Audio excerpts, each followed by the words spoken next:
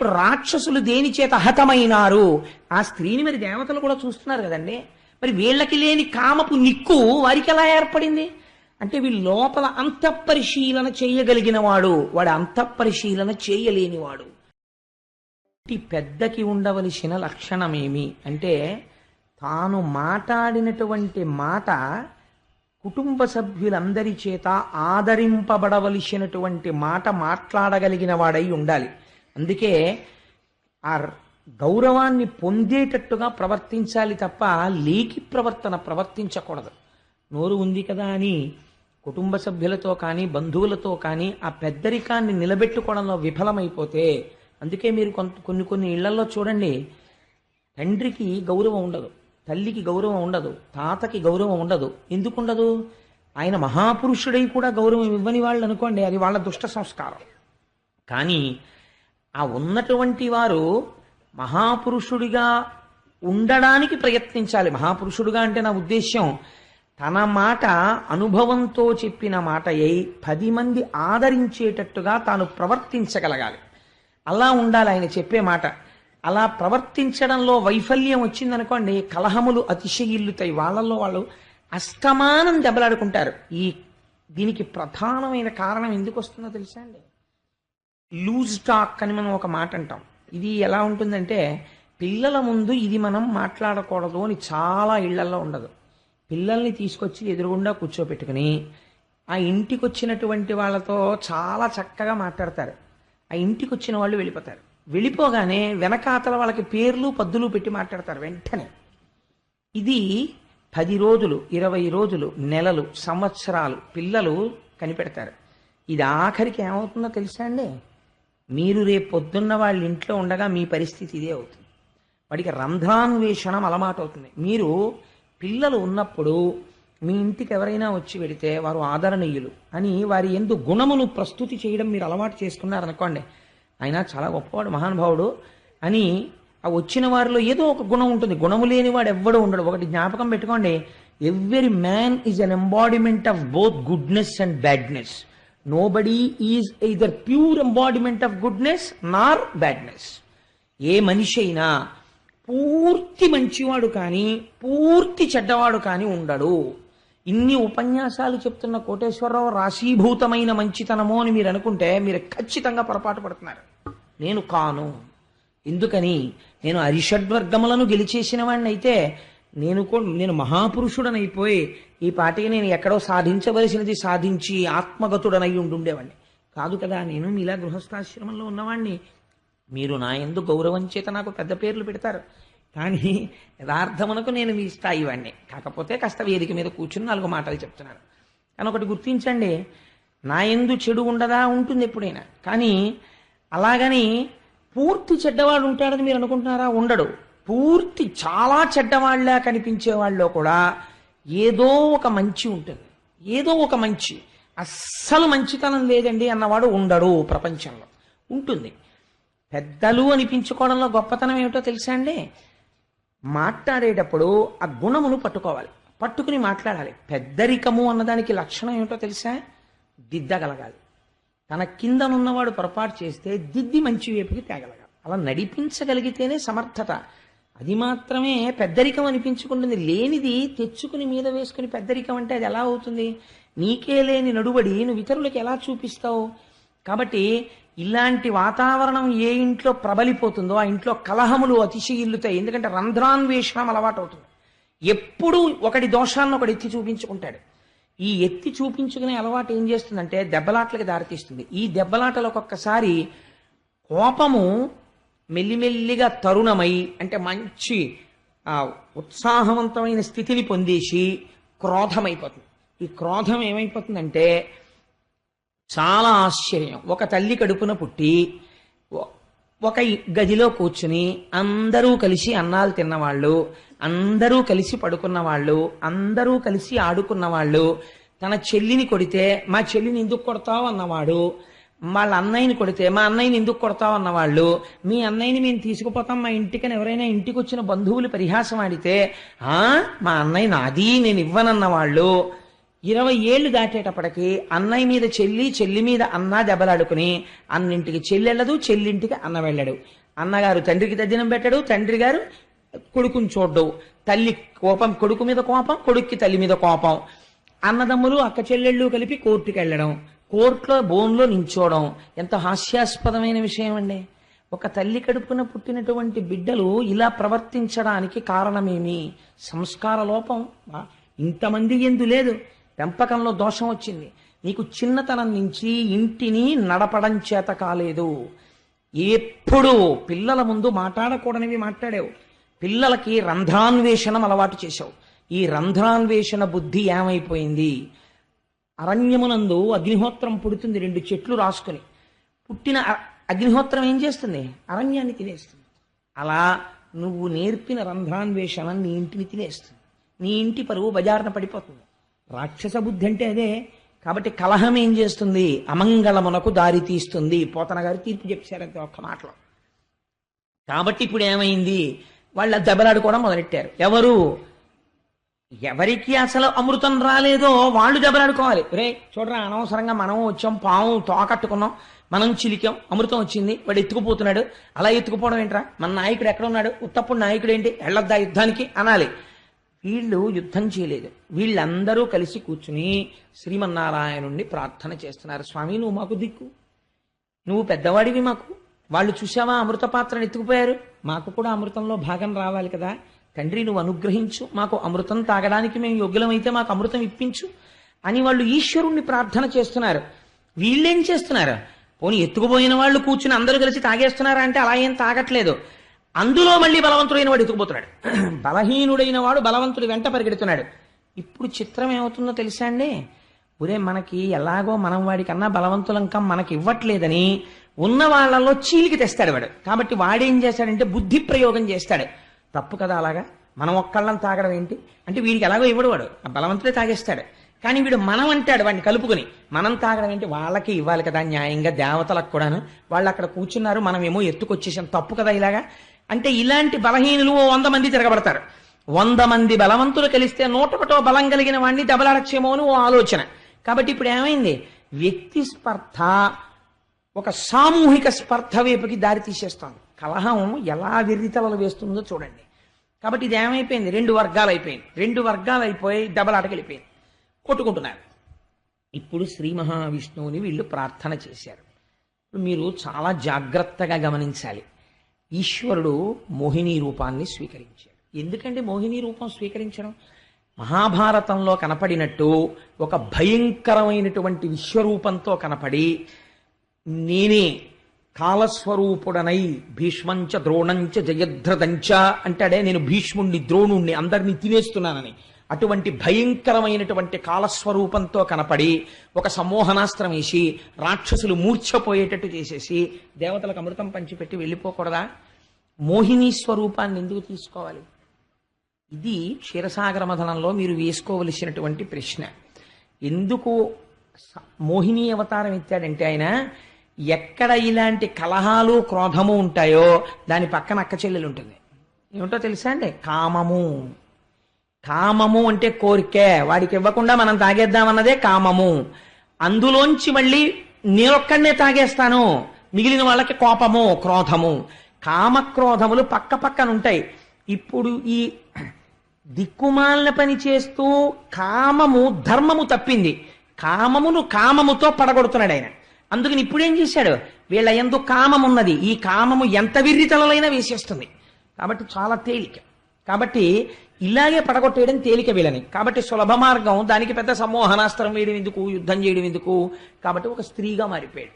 అంటే ఎంత చపల చిత్తులో, ఎంత ధర్మం తప్పిన వాళ్ళో, లోపల ఎంత కట్టుబడి లేని వాళ్ళో, ఒక స్త్రీ అందమైంది కనపడితే కొన్ని వేల మంది ఒక ఆడదాని వెంట పరిగెత్తారనుకోండి, ఇంకా దేశం ఉన్నట్ట చచ్చిపోయినట్ట, జాతి బతికున్నట్ట, జాతి చచ్చిపోయినట్ట. అంటే కాబట్టి ఇప్పుడు రాక్షసులు దేని చేత హతమైనారు? ఆ స్త్రీని మరి దేవతలు కూడా చూస్తున్నారు కదండి. మరి వీళ్ళకి లేని కామపు నిక్కు వారికి ఎలా ఏర్పడింది? అంటే వీళ్ళ లోపల అంతఃపరిశీలన చేయగలిగిన వాడు, వాడు అంతఃపరిశీలన చేయలేనివాడు. వాడికి వేరొక ఆలోచన రాదు. కాబట్టి వెంటనే ఆయన ఏమైపోయారు అంటే మెత్తని ఎడుగుల మెరుగారు జానువు అరటి కంబంబులతో అయిన తొడలు ఘనమగు జగనంబు కడులేత నడుమును పల్లవారుణ కాంతి పాణియుగము కడుదొడ్డ పాలిండ్లు కంబుకంఠంబును బింబాధరము చంద్రబింబముఖము తెలిగన్ను గవయును అలికుంతలంబులు బాలేందు సన్నిభ పాలతలము అమర కుండల కేయూరహార కంకనాదు లేపార మంజీరనాదమొప్ప నల్ల నవ్వుల పద్మదలాక్షుడ సురపతుల నడగింపనాడు రూపంబు దాల్చి మోహిని రూపాన్ని స్వామి స్వీకరించారు. ఎంత చిత్రమైన రూపం అంటే బాలచంద్రుడు ఎలా ఉంటాడో అటువంటి నుదురు, నల్లటి కేశపాశం, పిరుదుల వరకు వేలాడుతున్నటువంటి జడ, మంచి పట్టుపుట్టం, సన్నటి నడుము, ఎర్రటి పాదాలు. పురుషుల యొక్క మనస్సుని ఎటువంటి పురుషులు కామమోహితులై స్త్రీ కనపడేటప్పటికీ వెంటనే అదుపు తప్పిపోగలగనంత బలహీనంగా మనస్సుని తయారు చేసుకున్నటువంటి వారిని పడగొట్టగలిగిన రూపమును పొందాడు. ఎందుకంటే ఎవరిని పడితే వాళ్ళని అలా అనడానికి వీల్లేదు. అందరూ అలాంటి వాళ్ళు అయితే దేవతలు ఎందుకు వెళ్ళలేదు? కాబట్టి స్త్రీని చూడగానే అటువంటి పరవశాన్ని పొందేవాళ్ళెవరో వాడే రాక్షసుడు. కాబట్టి ఇప్పుడు మీకు పరోక్షమైన తీర్పేది. ఒక ట్రైన్లో వెళ్ళిపోతూ ఓ కిటికీ పక్కన సీట్లో ఓ ఆడపిల్ల కనపడితే నేను బీటెక్ చదువుకుంటున్నాను, నేను ఎంబీబీఎస్ చదువుకుంటున్నాను, లేకపోతే నేను ఎంఎస్సి చదువుకుంటున్నాను, లేకపోతే నేను ఒక గవర్నమెంట్ ఆఫీసులో జాబ్ చేస్తున్నాను అని కూడా లేకుండా తన సంస్కారము మరిచిపోయి గుటకలు వేస్తూ ఆడపిల్ల వంక చూసి మురిసిపోయే పిచ్చి వాడు ఎవడున్నాడో వాడే రాక్షసుడు. తన సమస్త సంస్కారమును ఒక స్త్రీని చూస్తే మరిచిపోతావా? ఏమాశ్చర్యం అది నిజంగా. అంటే నువ్వు ఎంత బలహీనమైన సంస్కారం ఉన్నవాడివి. కాబట్టి ఇప్పుడు ఏమైంది? మోహినిని చూస్తే వాళ్ళకి స్పృహ తప్పిపోయింది. వాళ్ళు వెంటనే అమృతపాత్ర పట్టుకున్న వాళ్ళు పట్టుకుని ఇప్పుడు దీని మీద మనసు లేదు వీళ్ళకి. ఇంతకన్నా తుచ్చకామములకు జారిపోయారు. వాళ్ళకి వీళ్ళకి చెందవలసిన అమృతపాత్రని చేత్తో పట్టుకున్నారు. ఇప్పుడు ఇది ఎలా తాగుదావురా అంటలేదు. ఇంత కలహము ఆగిపోయింది, ఇంత దెబ్బలాట ఆగిపోయింది. ఎక్కడి వాళ్ళక్కడే నిలబడిపోయారు. ఇప్పుడు వాళ్ళ మనసులో కోరిక ఏమిటో తెలుసా అండి? మనం ఎవరం ఎంత బాగా మాట్లాడి ఈమెని వశం చేసుకోగలం. ఇప్పుడు శాశ్వతంగా బతికుండడం కూడా వాళ్ళకి అక్కర్లేదు, ముసలితనం రాకుండా ఉండడం కూడా వాళ్ళకి అక్కర్లేదు. ఈ అమృతం దేవలత్తలు పట్టుకెళ్ళిపోయినా వాళ్ళకేం బాధలేదు. వాళ్ళకి ఆ స్త్రీ లొంగితే చాలు. కానీ మళ్ళీ ఇప్పుడు గమ్మత్తు ఏమిటో తెలుసా అండి? చాలా మంది ఉన్నారు రాక్షసులు. కాబట్టి ఎవడికి వాడే ఆ స్త్రీని వశం చేసుకోవాలని కోరిక. ఒకడి మించి ఒకడు చాలా మంచి వాళ్ళ మాట్లాడతాడు, ఒకడిని మించి ఒకడు చాలా గొప్పగా మాట్లాడతాడు. ఎందుకు ఈ అవస్థలన్నీ? ఎందుకు అలా నిన్ను నువ్వు పొగుడుకోవడం అంటే అవతల వారు ప్రీతి చెందాలని ప్రయత్నించడం. అందుకే ఉచ్చైశ్రవాన్ని ఇంద్రుడకు ఇయ్యలేదు భగవానుడు. ఉచ్చైశ్రవం అంటే ఏమిటో తెలుసా అండి? అదుపు తప్పిన ఇంద్రియాలు. గుర్రం అంటే కీర్తి కండూతి. ఏది చేసినా నన్ను ఎవరైనా మెచ్చుకుంటారా అనో తాపత్రయం. మెచ్చుకోవడం ఎందుకు? విహితం నువ్వు చెయ్యాలని చేస్తున్నావు. నేను మా అబ్బాయికి ఫీజు కట్టి ఇంజనీరింగ్ ఫీజు, నేను అనగా Chaganti Koteswararao son of late Chaganti Sundara Sivarao, నా కుమారుడైన చాగంటి షణ్ముఖాంజనేయ సుందర శివచరణ్కో 2వ సంవత్సరం బీటెక్ ఫీజు అక్షరాల 23,000 రూపాయల కష్టార్జితమును చెల్లించిన మహాత్ముడను అను ప్రకటన ఇచ్చాననుకోండి. చూసి వెంటనే మీరు ఏమంటారు? వీడు ఏంటన్నా ఇంత విర్రాడు, వాడి కొడుకు వాడు ఫీజు కట్టుకుంటే ఏంటి పేపర్లో వేసుకున్నాడు ఏంటంటారు కదా. నా కొడుక్కి నేను ఫీజు కట్టుకోవడం అది పెద్ద విశేషం అండి. లేకపోతే నీవు వెళ్ళిపోయినప్పటి నుంచి నేను దుఃఖసాగరమునందు పడిపోయి ఉన్నాను అని ఒక భార్య గురించి ఒక భర్త పేపర్లో వేసుకున్నాడు అనుకోండి. How silly it is. అది పేపర్లో ఎందుకంటే మా ఆవిడ పోయిందని నేను ఏడుస్తున్నానని పేపర్లో వేస్తావా? అది కూడా అక్కడ మళ్ళీ కింద పేరేసి నీ డిగ్రీయా, నువ్వు ఎందులో ఉద్యోగం చేస్తున్నావో, నీ పోస్టా, నువ్వు పెళ్ళం పోయిందని ఏడవడానికి నీ క్వాలిఫికేషన్కి సంబంధం ఏమిటి? అంటే అక్కడ కూడా కీర్తి కండూతి. లేకపోతే తన ఫోటో ఎందుకంటే అక్కడ అంటే ఎంత పైశాచికంగా ఉంటుందో చూడండి. కీర్తి కండూతి. ఏడిచేవాడు ఏడవాలంతే. ఏమంటే నేను ఏడుస్తున్నానన్న విషయం పేపర్లో వేయండి అని డబ్బులు ఇచ్చి వేసుకున్నాడు అనుకోండి, అది హాస్యాస్పదం కదా. కొన్ని అలా ఉంటాయి, చాలా గమ్మత్తుగా ఉంటాయి. మీరు ఆ కోణంలో పరిశీలన చేస్తే ఇది ధూర్త చేష్టితము, ఇలా ఎందుకు చెయ్యాలి అసలు అని అనిపిస్తుంది. కానీ మనం చాలా క్యాజువల్గా తీసుకుంటాం కాబట్టి గొడవలేదు. వాళ్ళకి కొన్ని అడ్వర్టైజ్మెంట్స్ బుక్ అవుతాయి. సో నేను ఇంతకీ ఈ మాట ఎందుకు చెప్పాను అంటే ఆ కామమునకు అర్థము లేదు. అందుకని వాళ్ళు ఏం చేశారంటే ఇప్పుడు ఎలాగైనా సరే ఆ స్త్రీని వశం చేసుకోవాలి. కాబట్టి వీళ్ళందరూ వచ్చి ఎంత గమ్మత్తైన మాట అడిగారో చూడండి. ఆవిడెవరో వీళ్ళకి తెలియదు, ఎక్కడి నుంచి వచ్చిందో వీళ్ళకి తెలియదు, అసలు ఈ పాత్రలో ఉన్నదేమిటో ఆవిడికి తెలుసో తెలియదో వీళ్ళకి తెలియదు. వీళ్ళు ఎంత కష్టపడితే అది వచ్చిందో ఆవిడికి చెప్పరు. ఇప్పుడు వీళ్ళందరూ కలిసి ఒప్పుకునే మాట ఏమిటో తెలుసా అండి? మొదటివాడు వెళ్ళి, అమ్మాయి నువ్వు ఈ అమృతం నీ చేత్తో మా అందరికీ పంచు అన్నాడు అనుకోండి. ఏమిట్రా ఆవిడేమన్నా సాధు పురుషుడా, తపస్వా, ఎవరా అమ్మాయి? ఆ అమ్మాయి ఇవ్వడం ఏమిటి? తీర్థం. ఒక తీర్థం ఇవ్వడానికి ఒక యోగ్యత ఉంటుంది కదా. ఆయన ఒక భక్తుడో ఏదో అయి ఉండాలి. కష్టం మనకి అర్చక స్వామి తీర్థం ఇస్తారు కదా, అలా ఏదో ఈశ్వర సంబంధం ఏదో ఉండాలి కదా. అమృతం ఇవ్వడానికి ఆమె యోగ్యతలు ఏమిటి? ఎందుకు ఇస్తున్నావు అమృత పాత్ర అని ఎవడు అనడు. ఎందుకో తెలుసా అండి? అలా అంటే ఆ అమ్మాయి వీడి వంక సంతోషంగా చూడదేమో, అందరూ ఇచ్చారు వీడు ఒక్కడు మాత్రం చూడు నన్ను నిందించాడని చూడదేమోనని ఎవడో మాట్లాడు. ఇది రాక్షస బుద్ధి అంటే. ఎంత గొప్పగా ఆవిష్కరిస్తారో చూడండి. కానీ శ్రీ మహావిష్ణువు దీన్ని అదునుగా తీసుకుని పంచాడు అనుకోండి, ఆయన సత్యపు తప్పినవాడు అవుతాడు. అందుకని ఆయన ఎంత గమ్మత్తుగా మాట్లాడతారో చూడండి. పైకి కేవల శరీరము చేత మోహ పెట్టాడు రాక్షసుల్ని, వాక్కు చేత సత్యము చెప్తాడు. ఆయన అంటున్నాడు, సుందరులగు పురుషులగని పొందెడు నా యందు నిజము పుట్టున్ మీకున్ బృందారక రిపులారా చందరు కామినుల విశ్వసింపరు పెద్దల్. అయ్యయ్యో, ఒక ఆడదాన్ని చూసేటప్పటికి మీరందరూ ఇంత విర్రికిపోయి నాకు పట్టుకొచ్చి మేమందరం కూర్చుంటాను, నువ్వు పంచు నాకు పెద్ద పీటేస్తున్నారు. శాస్త్రంలో ఎప్పుడూ కూడా లోపల కామవ్యామోహమును పెట్టుకుని ఒక స్త్రీకి పెద్దపీట వేయడం అన్నది మంచి పద్ధతి కాదు. మీరేమిటి నాకు ఇదేదో పాత్ర పట్టుకొచ్చి నువ్వు పంచు అంటున్నారు? అసలు ఏ ఉంది, నన్ను ఎందుకు పెంచమంటున్నారు? కానీ మిమ్మల్ని చూస్తే నాకు మాత్రం ఒక మాట చెప్పాలనిపిస్తోంది. మీకు అర్థమైతే బాగుపడతారు, అర్థం అవ్వకపోతే పాడైపోతారు. అయినా చెప్పాలి, నా ధర్మం కాబట్టి ఎప్పుడూ చెప్తూ ఉంటాను, అందుకుని చెప్తున్నాను వినండి అన్నాడు. అని పలుకులు మధురసధారలు తలపులు నానా ప్రకార దావానలముల్ చెలుములు సాలవృకములు చెలువులన ముటలు వేద సిద్ధాంతములే. తన ధర్మపత్నియందు అనురాగం ఉండడం ఎప్పుడూ దోషం కాదు. కానీ కనబడిన ప్రతి స్త్రీ యందు అర్థము లేనటువంటి ఒక భావన పెంచుకోవడం ఎంత ప్రమాదకరం అంటే, పలుకులు మధురసధారలు, మీరు ఎలా నన్ను వశం చేసుకుందాం అనుకుంటున్నారో ఒక స్త్రీ కూడా అలాగే మోసగత్తెగా వచ్చి ఉంటే, మరి అలాగేగా వచ్చారు ఇప్పుడు మోహిని రూపం, అలా వచ్చి ఉంటే మీరు చాలా ఇందులో ఒక పెద్ద కాన్సెప్ట్, ఒక డాక్ట్రిన్ ప్రతిపాదిస్తున్నారు ఆయన. నన్ను మోసం చేశాడండి ఆయన అంటారు. తప్పు ఆ మాట. ఆయన మోసం చేయలేదు, నువ్వు మోసపడ్డావు. కారణం ఏంటో తెలుసా అండి? నీ పక్కవాడు ఎందుకు మోసపోలేదు? నేను మీకు ఒక ఉదాహరణ చెప్తాను. చిన్నతనంలో నేను ఒకసారి రేషన్ షాపుకి క్యూలో నించున్నాను పంచదార కోసం. నించుంటే నాతో పాటుగా నా స్నేహితులు ఇంకొక 3-4 వచ్చి క్యూలో నించున్నారు. ఏదో రేషన్కి వెళ్దామంటే 4 పిల్లలం కలిసి వెళ్ళేవాళ్ళం సరదాగాను. నించుంటే అందరం చేతిలో 100 రూపాయల కాగితాలు పుచ్చుకున్నాం. పుచ్చుకుంటే ఒక ఆయన వచ్చి అన్నాడు, అదేంటి నీ చేతిలో 100 రూపాయల నోటు అలా ఉంది, కొత్త రకం నోట్లు వచ్చాయా ఏది అన్నాడు. అంటే వాడు అన్నాడు, ఆయన చూసి, ఏం కొత్తది కాదు నేను ఇవ్వనన్నాడు.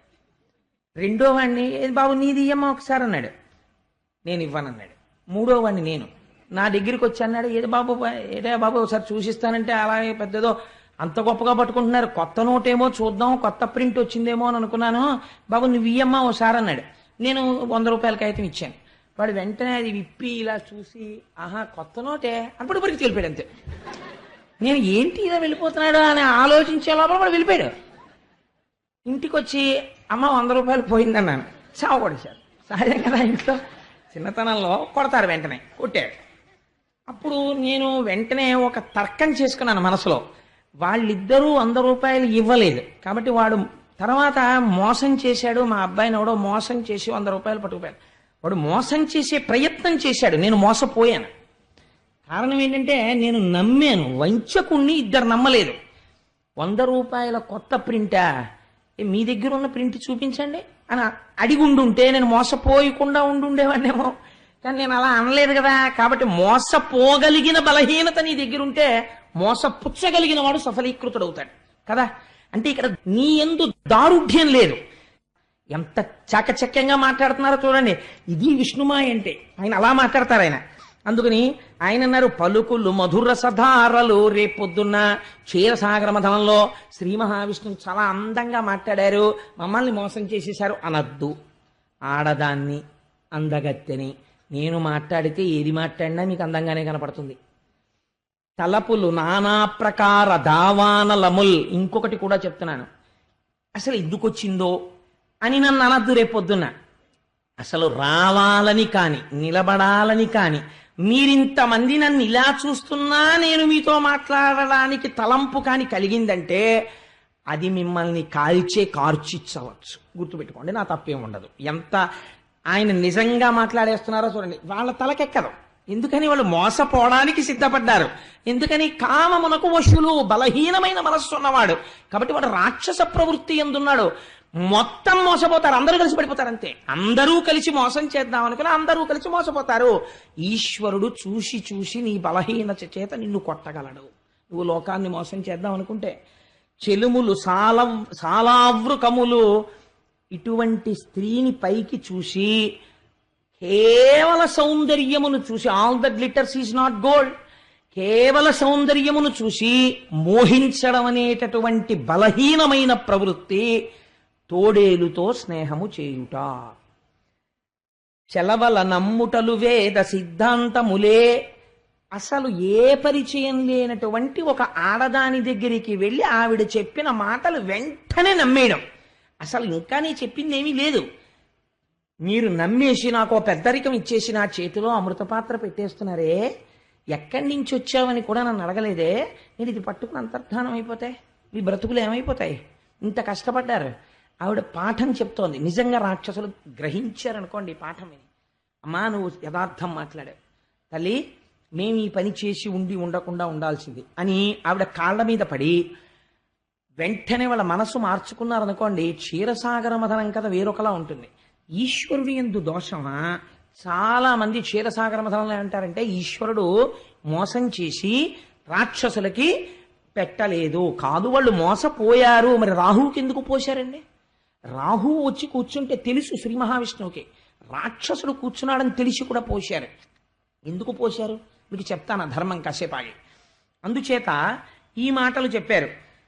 చెప్తే వాళ్ళు అన్నారు, అలా కాదు, ఇందులో ఎవరికి వాళ్ళకి బలహీనత ఏమిటి? పోతన గారు బట్టబయలు చేసి చెప్పారు. ఇందులో ఇప్పుడు ఎవడైనా ఒకడు కొద్దిగా నిజమే, ఆ అమ్మాయి ఎవరయా, ఆ అమ్మాయికి ఇవ్వడం ఏంటి? అమృత పాత్ర బుద్ధి ఉందా లేదా? ఏం మనలో పెద్దవాడు లేడా? వాడికి ఇవ్వండి అన్నాడు అనుకోండి.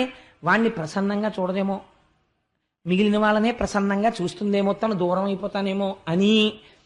అబ్బాలే వారే అలా ఎందుకు చేస్తారండి బాబు, మిమ్మల్ని చూస్తే తెలియట్లేదు, మీ అంత మంచివారు లేరంటాడు అని. నువ్వే పంచాలన్నారు. అందుకేగా నేను వచ్చింది కూడా. మోసపోతే నేనేం చేస్తా? సరే ఇవ్వండి అది.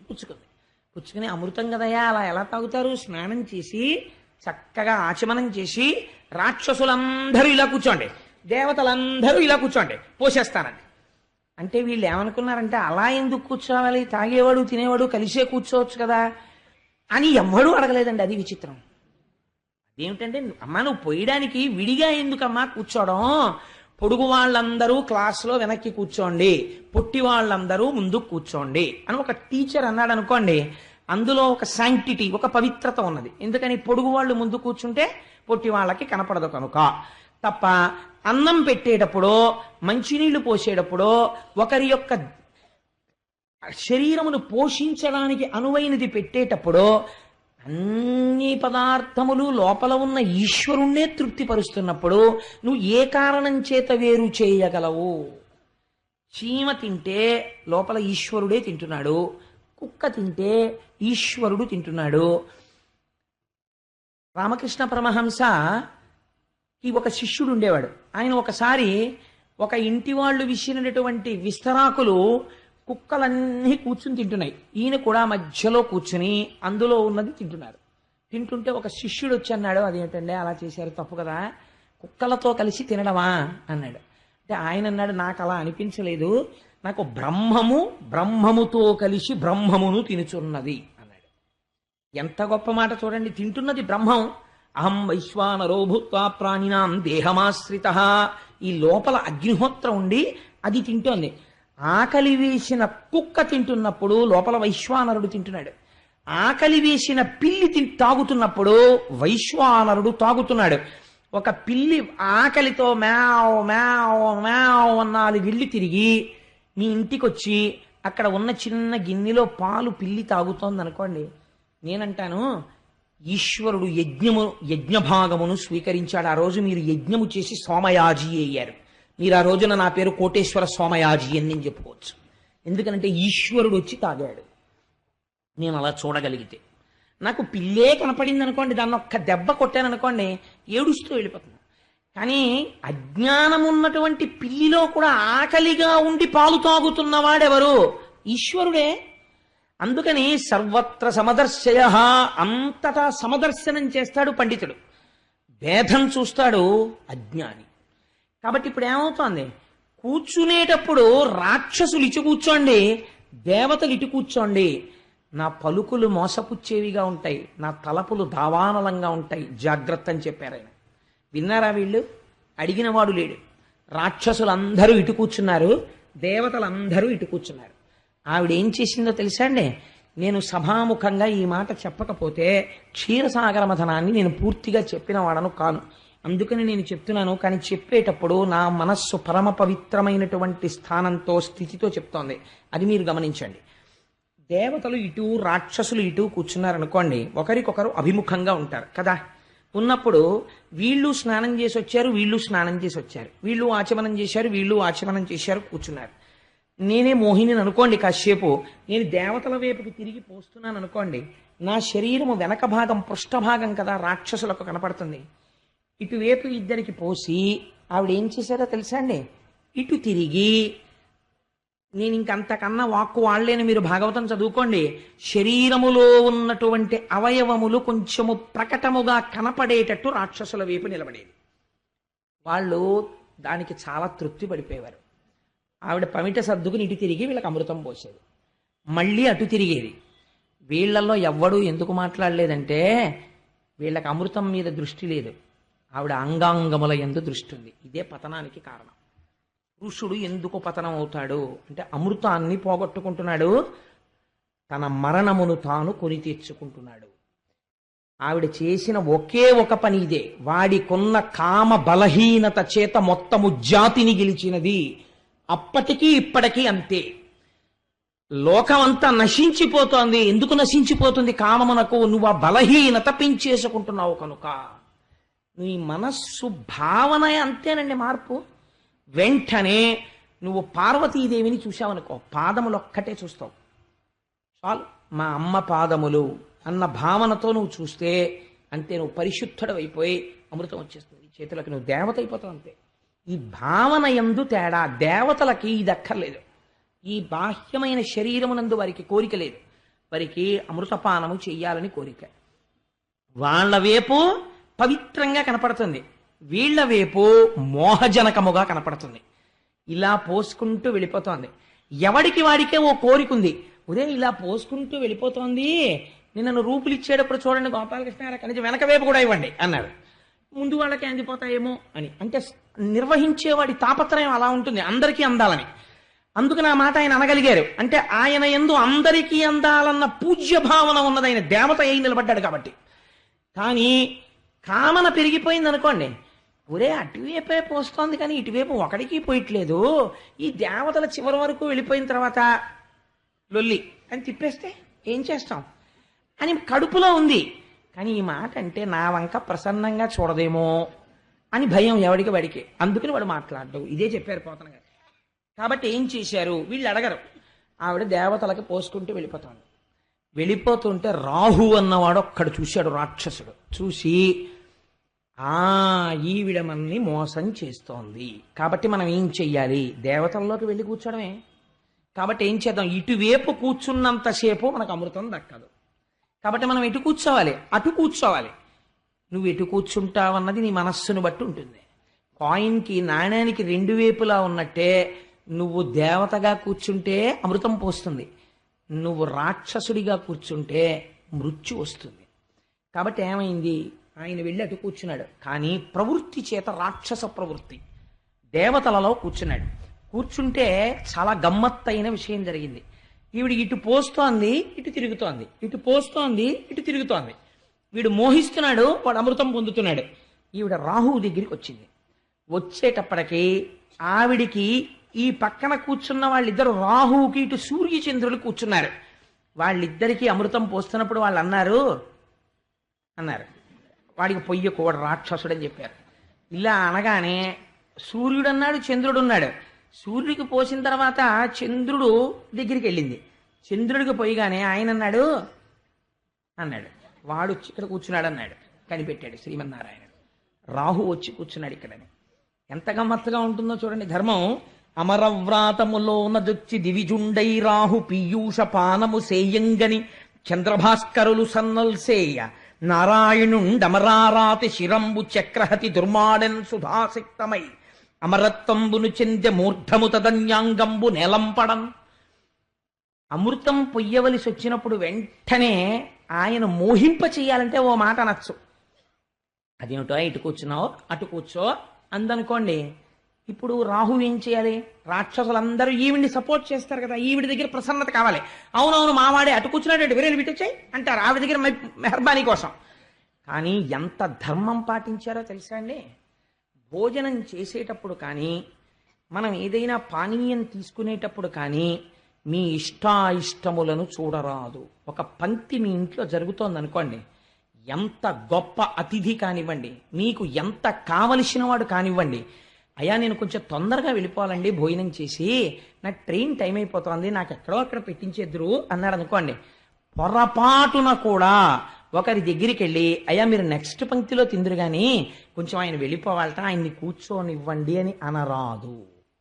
ఇందువల్ల రాక్షసుడైన అమృతం పోశాడు తప్ప పంక్తి మించి లేపకూడదు. అది పరమదోషం అన్నింటికన్నా. మహాపాపమేమి పంక్తిలో కూర్చున్న వాళ్ళని ఏ భేదము చెప్పి కూడా, ఎంత బలవత్తరమైన కారణము మీరు చెప్పి కూడా, పంక్తి యందు ఒకసారి కూర్చుంటే వారికి నేను పొయ్యనని కాని తినకూడదని కాని నేను వడ్డించనని కాని మీరు అనడానికి వీల్లేదు. ఈశ్వర స్వరూపం అంతే. మీరు పొయ్యవలసిందే, మీరు పెట్టవలసిందే తప్ప భేదమును చూడడము శాస్త్రమునందు మహాదోషము. కాబట్టి రాహువే అని తెలుసు శ్రీమన్నారాయణుడికి, పోషించాడు అంతే అమృతం. ఇప్పుడు ఆయన ఏం చేశాడు? తాగాడు. తాగగానే అదేమైంది? కిందకి దిగిందనుకోండి, రాక్షస శరీరం అమృతత్వాన్ని పొందేస్తుంది. వాడు చాలా అల్లరి చేస్తాడు. ఆ ప్రవృత్తి రాక్షస ప్రవృత్తి, అది మంచి ప్రవృత్తి కాదు. కాబట్టి ఇప్పుడు ఉండడానికి వీల్లేదు. వెంటనే సుదర్శనం ప్రయోగించాడు. వాడు ఇలా అమృతం పొయ్యిగానే ఇలా నోట్లో పోసుకుని గుటక్కమన్నాడు. ఇంకా ఇక్కడ వరకు వెళ్ళింది. సుదర్శనం వేసి కుత్తుకు పోసేశాడు. పోసేస్తే ఈ క్రిందికి అమృతం వెళ్ళలేదు. అందుకని ఇదేమైపోయింది? తదన్యాంగంబు నెలంపడన్. ఇది చచ్చిపోలేదు, బతికుండిపోయింది. ఇదేమైపోయింది? మృత్యువుని పొంది సుదర్శన చక్రధార ధారల చేత కింద పడిపోయింది. ఏకకాలమునందు ధర్మాధర్మములను ఆవిష్కరించాడు. పంక్తి యందు పొయ్యడం ధర్మం. రాక్షసుడు బ్రతికుంటే ప్రమాదం తెస్తాడు కాబట్టి నిర్జించడం ధర్మం. కానీ ఈలోగా వాడు తాగాడు, కంఠం వరకు ఉండిపోయింది. కాబట్టి పైభాగం మృత్యువు లేదు. కాబట్టి వీడు ఏమండే ఏమో వాడు రాక్షసుడు అవుతాడని ఎలా తెలుసు శ్రీ మహావిష్ణువుకి? అలా ఎలా కొట్టేశారు సుదర్శనం పెట్టి అని మీరు అడగచ్చు. ఆనాటి నుంచి ఈనాటి వరకు పక్కన సైగ చేశారని సూర్యచంద్రుల్ని గ్రహణ రూపంలో పట్టుకుంటాడు. రాక్షస ప్రవృత్తే కాదా? కాబట్టి అది పాపగ్రహమే, రాక్షస గ్రహమే. చూశారా? బ్రహ్మగారు ఏం చేశారో తెలుసా అండి? అమృతత్వాన్ని పొందాడు, శిరస్సు అమృతం తాగిందని ఎక్కడికక్కడ ధర్మం తప్పరు దేవతలు. తెలిసి తెలియని వాళ్ళు వెర్రి వెర్రి కథలు చెప్తారు. క్షీరసాగర మథనం మీరు ధర్మం నేర్చుకోవడానికి. మృత్యువు లేని శరీరముతో ఉంది కాబట్టి శిరస్సు నవగ్రహాల్లో ఒక గ్రహస్థానం ఇచ్చి చతుర్ముఖ బ్రహ్మగారు అంతరిక్షమునందు నిక్షేపించాడు. నీకు గ్రహముగా స్థితినిచ్చాడు. కానీ రాక్షస ప్రవృత్తితో అది నడిస్తే ఎవరు మాత్రం ఏం చేయగలరు? ఒక బుధుడు ఎలా ప్రవర్తించాడో, శుక్రుడు ఎలా ప్రవర్తించాడో, రాహువు కూడా అలా ప్రవర్తించవచ్చు కదా. అందుచేత ఆ గ్రహము అలా ఉండిపోయింది రాహుగ్రహమై. ఆనాడు కనుసైగ చేసినందుకు గాను సూర్యచంద్రుల్ని ఇప్పటికీ గ్రహణ రూపంలో పట్టుకుంటూ ఉంటాడు సుమా అని మనకి ఈ సిద్ధాంతాన్ని ఆవిష్కరించి తదనంతరమునందు వరుసగా దేవతలకి అమృతం పోసేసి అటువైపు చివరికి ఇటువైపుకి రాక్షసుల వైపుకి తిరిగి కుండ తిప్పి చూపించి అన్నాడు. ఆయన ఏమీ మాట్లాడలేదు, తను మాట్లాడవలసింది మాట్లాడేశాడు. ఆశ్చర్యం ఏమిటో తెలుసా అండి, ఒక్కడు మోహిని అడగలేదు. మరి వాళ్ళందరికీ ఎందుకు పోసావు, ఒకడికి అటు ఒకడికి ఇటు పోయొచ్చు కదా నువ్వు అని. అప్పుడు అడిగినా సరే ఆవిడ ప్రసన్నంగా చూడదేమో అని బెంగ, వీళ్ళకి అమృతం పోయిందిరా అని బాధలేదు, ఆవిడ ఇంకా చూడదేమో అని బెంగే వీళ్ళకి. అందుకని వాళ్ళు దేవతలతో యుద్ధం మొదలెట్టారు. ఒరే వాళ్ళు అమృతం తాగేశారు, ఇంకా వాళ్ళతో యుద్ధం ఎందుకు, వాళ్ళు చచ్చిపోతారా, వాళ్ళు చావరు, కాబట్టి మనమే చచ్చిపోతాం. ఇంగిత జ్ఞానం ఉందా? కామాద్భవతి సమ్మోహ, సమ్మోహా స్మృతి విభ్రమ, స్మృతిర్భ్రంశాత్ బుద్ధినాశో, బుద్ధినాశాత్ ప్రణశ్యతి. ఎలా నశించిపోతున్నారో చూడండి, ఇదే చెప్పేశాడు గీతాచార్యుడు. కాబట్టి ఏమైంది, దేవతలతో యుద్ధం చేశారు. మోహిని స్వరూపం ఏమైంది, అంతర్ధానం అయిపోయింది. ఎక్కడి నుంచి వచ్చిందని కానీ ఎక్కడికి వెళ్ళిపోయిందని కానీ అడిగిన వాళ్ళు లేడు. ఎంత చిత్రంగా ఉంటుందో చూడండి. ఇది క్షీరసాగర మథనమయ్యా, దేవతలు అమృతం పొందారు. సరే, ఇద్దరు కొట్టుకోవడానికి ఏముంది, కొట్టుకున్నారు. చాలా రోజులు యుద్ధం జరిగింది. అందులో నముచి అని ఒకడు బయలుదేరాడు. వాడు దేవేంద్రుడితో బ్రహ్మాండమైన యుద్ధం చేస్తున్నాడు. చేస్తుంటే దేవేంద్రుడు వాడి పరాక్రమం చూసి ఆశ్చర్యపోయి వీడు ఎలా చనిపోతాడు అని అడిగాడు. అడిగితే తడిలేని పొడిలేని వస్తువుతో చచ్చిపోతానని వాడు వరం అడిగారయ్యా, అందుకని తడి పొడి కాని వస్తువుతో కొట్టన్నారు. తడి పొడి కాని వస్తువు ప్రపంచంలో ఎక్కడ ఉంటుందండి, ఇదే రాక్షస బుద్ధి అంటే. వాడు అన్ని అలాంటి మడతపేచి వరాలే అడుగుతారు. వాళ్ళు ఉంటే తడిగాన్నా ఉంటుంది, లేకపోతే పొడిగాన్నా ఉంటుంది. తడిగాను లేకుండా పొడిగాను లేకుండా ఉంటుందా ప్రపంచంలో ఏదైనా? కానీ ఎంత మృత్యు రాకుండా చూసుకుందాం అనుకున్నా వచ్చి తీరుతుంది ఏదో ఓ రూపంలో. Every law has its own exception. కాబట్టి ఏమవుతుంది, ఈశ్వరుడు దారి వెతికేస్తాడంతే. కాబట్టి ఏది అన్నిటికన్నా శ్రేయస్కరమో, సత్యం ఒప్పేసుకుంటే గొడవ ఎక్కడుంది, ఇది వెళ్ళిపోతుంది. ఇది నేను కాదు, ఇది వెళ్ళిపోతుంది. లోపల ఉన్నది నేను, అది ఎప్పుడు వెళ్ళదు అన్నారనుకోండి, ఎంత హాయి. సత్యాన్ని పట్టుకోవచ్చు, అసత్యాన్ని పట్టుకుని ఎంతకాలం ప్రాకులాడతారు. కాబట్టి వీడు తడిది కాకూడదు, పొడిది కాకూడదు, అలాంటిదైతే చచ్చిపోతానన్నాడు. ఇంద్రుడికి చెప్పేశారు, తడి పొడి దాంతో కాని దాంతో కొట్టేయన్నారు. ఆయన ఒక్క క్షణం ఆలోచించాడు. తడిగానో కనపడాలి, తడి కాందై ఉండాలి, పొడిగానో ఉండాలి, కానీ తడి ఉండాలి. ఏమిటని ఆలోచించాడు. సముద్రం మీద నురుగులోకి తీసుకెళ్లి వజ్రాయుధాన్ని అటు ఇటు అప్పుడల్లా తిప్పాడు. నురుగు తడా అంటే పొడి, ఎందుకంటే నీళ్ళలా లేదు. పొడా పుట్టుకుంటే తడి, కాబట్టి తడా పొడా ఏమో, తడి కాదు పొడి కాదు. కాబట్టి నురుగులో వజ్రాయుధాన్ని అటు ఇటు తిప్పి వేశాడు, చచ్చిపోయాడు. అంతే నమ్ముచి. ఏమైంది అంటే, మృత్యువుని తప్పించుకుందామని నీ బుద్ధితో ఎంత ఆలోచించినా దాన్ని నువ్వు తప్పించుకునేది కాదు సుమా. నీ బుద్ధికి అతీతమైన స్థితిలో ఈశ్వరుడు దాన్ని తెస్తాడు. ఆనాడు అసలు బుద్ధే పనిచేయదు, ఇంకా మళ్ళీ బుద్ధితో మృత్యువుని గెలవడం ఏంటి, అదో అసందర్భమైన విషయం. ఈ మాట ఈశ్వరుడు గురించి తపస్సు చేసి, ఈశ్వర నీ ఎందు చెక్కు చెదరనటువంటి భక్తిని కటాక్షించు అన్నారనుకోండి, ఆయన ధ్రువపదాన్ని ఇచ్చేస్తాడు. ఇది ఈ మాట అండ వచ్చిన గొడవ. రాక్షసుల గురించి మీరు అనకండి, నేను అంటాను. ఒక మాట అంట, మీరు నిజాయితీగా ఒక ప్రశ్న వేసుకోండి. మనం సాధారణంగా ఓ మాట చెప్తుంటాం, ఎందుకండి అలా ఉన్నారు అన్నారు అనుకోండి, నా కాలు బాగోలేదండి, అందుకే నా కాళ్ళు తెల్లగా లేవు, నా పాదాలు తెల్లగా లేవండి, మట్టి పట్టేసింది పాదయాత్ర వల్ల, అందుకే దిగులుగా ఉన్నాను అని ఎవరైనా అండం మీరు విన్నారా? అండవు. లేకపోతే నేను తెల్లగా లేనండి అందుకే నాకు కొంచెం దిగులు అనో, లేకపోతే నేను పొట్టిగా ఉంటే ఎంత బాగుండో ఎవరికి కనపడకుండా ఉంది, ఎక్కడ నిలబడ్డా తెలిసిపోతున్నానండి అని ఏడిచే అలా దిగులుగా ఉండేవాడో ఉంటాడో ఉండడో. మీరు ఏ కారణానికి నీకు ఎందుకు దిగులు అని అడగండి, వాడు ఎవడైనా ఒకటే చెప్తాడు. ఏమని చెప్తాడంటే, నా మనసు బాగోలేదండి అంటే. మనసు బాగోలేదంటే, అయ్యా నీ చెయ్యి చూపించంటే చూపిస్తారు, నీ కాలు చూపించంటే చూపిస్తారు, పోని ఈ కంటితో చూడలేని నీ మూత్రపిండాలు చూపించంటే కూడా ఇప్పుడు వచ్చినటువంటి టెక్నాలజికల్ అడ్వాన్స్మెంట్తో స్క్రీన్ మీద కనపడుతుంది.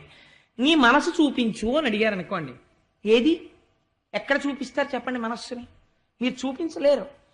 చిత్రం ఏమిటంటే, దాన్ని అట్టుకుని నేను ఆవిడికి ఇచ్చేశాను, కానీ ఆవిడ పుచ్చుకోలేదు అని వీడు అక్కడి నుంచి చదువు మానేసి సంధ్య మానేసి ఓ చిరిగిపోయిన షాలోటి భుజం మీద వేసుకుని ఎండిపోయిన చెట్ల కింద తిరిగి 4 వెర్రిపాటలు పాడి ఆఖరికి పురుగుల మందు తాగాడు. ఏంటి హౌ సిల్లీ ఇట్ ఈస్? ఇది అర్థం ఉందా? దానికా ఈశ్వరుడు నీకు జీవితం ఇచ్చింది?